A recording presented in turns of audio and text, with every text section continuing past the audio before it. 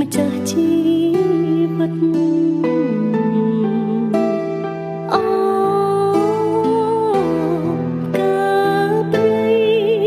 មានតែភក្តីបូជាស្នេហ៍ពិតកណ្រណាធីតាកូនកែវអមរិតស្នេហ៍រៀងពិតសូមចាំជីវិតកុំប្រែចិនដាមេឃអើយមេឃជួយជាសាស្រីដីអើយដីជួយចាំសញ្ចាទឹក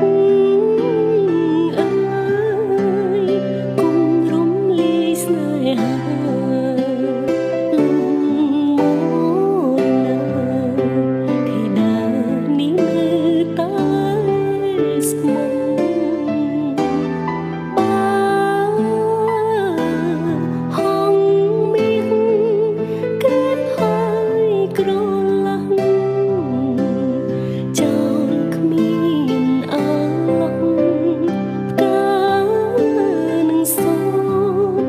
ស្រពូនក្រៀមក្រំលើកង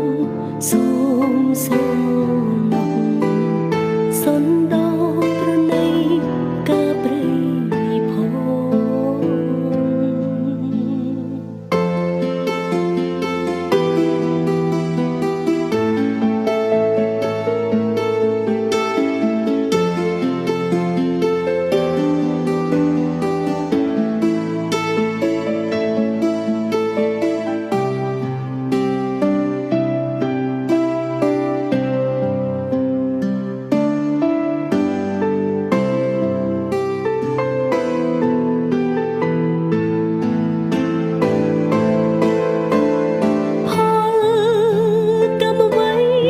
ស្រីគុំព្រា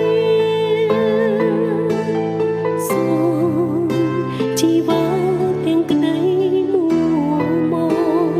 ស្ដាយណាស់មិនបានជួបស្នេហ៍ស្នងចិនក្រោយផ្សងឲ្យបានជួបផងជាគូម្ចាស់